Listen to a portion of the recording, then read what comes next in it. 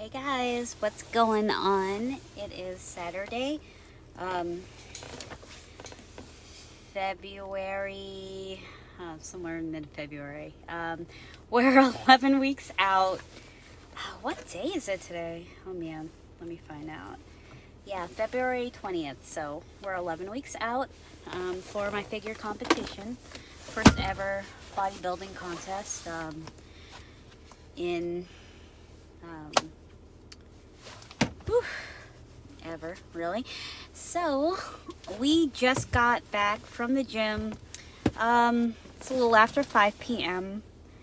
today. I decided to do meal prep, which I usually do on Sundays, a little bit early. I knocked that out this morning since my husband went to the gym in the morning. Uh, let's see, for changes, anything new happening? So, as you can see, my middle finger is still the one that got hurt the most when I had that unfortunate dumbbell incident a few weeks back. It's still quite puffy from my other middle finger, as you can tell. My my ring finger is almost back to normal. It's only a little bit puffier. So, yeah, my middle finger is still puffy, but I can curl it now. I can almost steadily hold or use my grip almost. I've been using hooks that I bought from Amazon just for my left hand. They've been working pretty well. I got these in, I think, a little over a week ago. I think I showed this in my last video when they just came in. So I've been using these primarily on my pull days. My back and biceps is usually when I'm using this the most. They've been working okay, but obviously gripping with the hands is the best. I can't with the hooks, although I can do pulling movements, which was the main reason why which was the main reason I got them to do, which I'm accomplishing, which is great. It's better than not being able to do pulling movements with dumbbells and barbells, period. So that's a huge plus with using the hooks. However, obviously it's not as stable because I am just using one hook. I'm using my regular hand to grip on my right hand side, and that means that I'm having difficulty with locking my shoulder and my rest of my arm when I'm doing things like deadlifts. Obviously, there's a huge imbalance when I'm doing any of the pull movements. It's mostly deadlifts that has the biggest issue.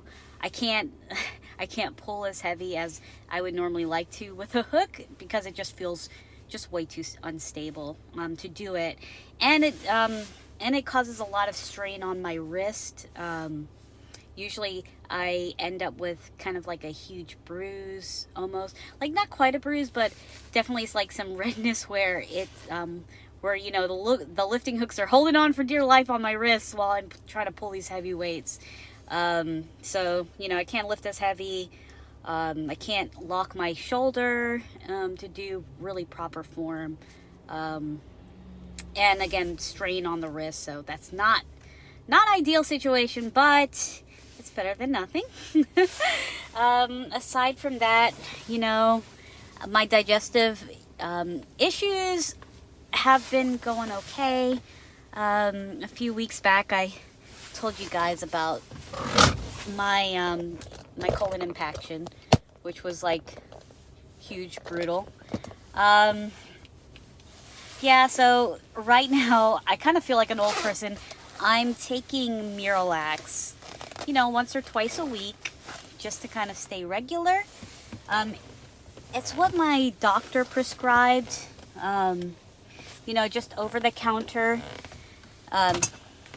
It's not something that's habit forming or that's gonna, become ineffective over time.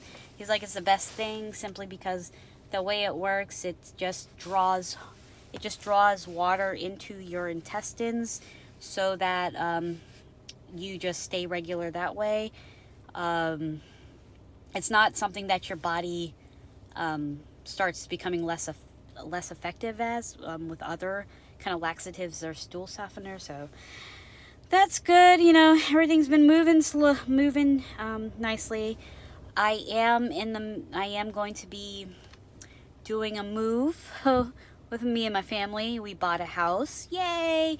So in about a month from now, we should be fully moved into the new house. So that's another thing I'm looking forward to. We're just in the process now of just slowly boxing up things. And we'll probably be moving the week of the March 15th or so. And super excited about that. Aside from that, nothing really going on. I'm not getting a whole lot of mood swings. I almost feel like back to normal, to tell you the truth. My weight, as of this morning, was 100.6 pounds, but it is like kind of fluctuating. I've been watching it for the past 3 days straight, and it's gone, 100.6 pounds was like the lowest, but it was as high as 103 pounds 2 days ago. So it's kind of just fluctuating between that. Last week I again only lost about half a pound, and my coach adjusted my macros. So I'm still at 120 grams for protein, but I'm now down to 120 grams for carbs and 35 grams for fat. I've been, throughout this entire prep, I've been kind of struggling with keeping my fat at or below the goal, and eating enough carbs. Like, that's just consistently my issue. I don't eat enough carbs, and I eat way too much fat. And protein's been pretty easy to down. So still working on that. I'm getting better. I'm getting closer to hitting my weekly average to actually match my goals. I've been watching a lot of YouTube videos, Mountain Dog for training advice, and this pro figure competitor, I believe her name is Holly Baxter. She's an IFBB pro figure competitor, and I believe she was in Olympia. I'm not quite sure. If not, at the very least, just a very seasoned pro with NPC. But, one of the videos that I had watched a few weeks back, I really just kind of took note of and, implemented it into just managing my macros throughout the week. If I overshot on any particular macro, like fat, which I normally did, I would just like more stringently plan out evening out the fat macros for the next couple days out, like next 2 or 3 days, just kind of like really go low on those to just kind of make sure it gets averaged by the end of the week. And I'm just now experiencing, just in the beginning of really just, I'm experiencing that I'm going to have to change my meal prep, and my meals are probably going to look a lot simpler than the more complex recipes that I usually make within my meal preps. A lot of people say like, oh, you don't have to eat just, bland grilled chicken breasts and steamed broccoli and, in a baked, in a potato or just like regular rice. But I mean, it's the easiest, most direct way to hit them kind of macros that I kind of need. So I might start getting to that level where my preps are going to start looking like that from now, just plain low fat proteins, without a whole lot of ingredients added to them, steamed rice or roasted potatoes, and probably just a whole lot of steamed broccoli. I love broccoli anyways, but just a whole lot of just regular steamed greens, simply because staying below 35 grams of fat is really hard. That is not a lot of wiggle room, and it's so easy to go over that. So we'll see how we do. I still don't know what I'm supposed to be, if my coach is seeing that I'm getting to a level of conditioning where I can stop. I can, it's okay to start really kind of like maintaining my weight. Um, I don't, I didn't really want to go below 100 pounds. I know I could, but I was looking up just average stage weights for the certain classes, and a bikini competitor, my height is going to be between 92 to 97 pounds. So if I'm already at 100, I'm only 3 to 4 pounds higher than a bikini competitor, and not to discredit bikini competitors or just people who aspire to compete in the bikini class, but it is not a class that exemplifies you know muscle mass on a woman, and that is something that I aspire to. I've never been interested, nor do I ever want to look like a bikini competitor. um, Not that they don't look great and that their figure is admirable, but it's not the form that I personally aspire to achieve. I aspire to, you know, be more of to work towards more of a figure class body type, or even a fitness class body type, because I do like, having lovely strong legs, a very strong, well defined, shapely bottom half.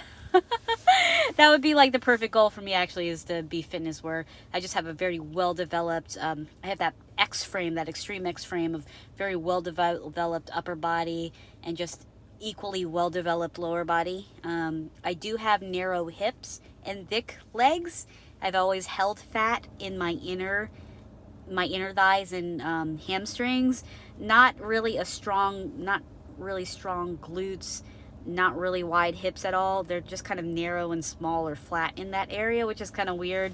It frustrates me to no end, but my lower legs are really strong. Like, I have huge calves, and that's really like the Korean genetics because I am half Korean. And if it's just something that's indicative of a lot of Koreans, or and a lot of other Asians, is that we tend to have a short body frame, and our muscles are shorter. Our bone structures and our limbs are shorter, so our muscles tend to be more compact and thus wider. They're not strung out and long and skinnier like like others. So yeah, but yeah, I don't want to look like a bikini competitor where I've lost so much muscle. I'm emotionally more accepting of the fact that I am losing muscle. At this point, it's just like, okay, we're just gonna have to accept what happens. We're gonna have to stop freaking out about everything that happens and just be okay with it. Just trust the process. Just keep going. I trust my coach that he'll course correct as he's seeing my results, and trust that his course corrections are gonna lead me to where I need to be with my body. So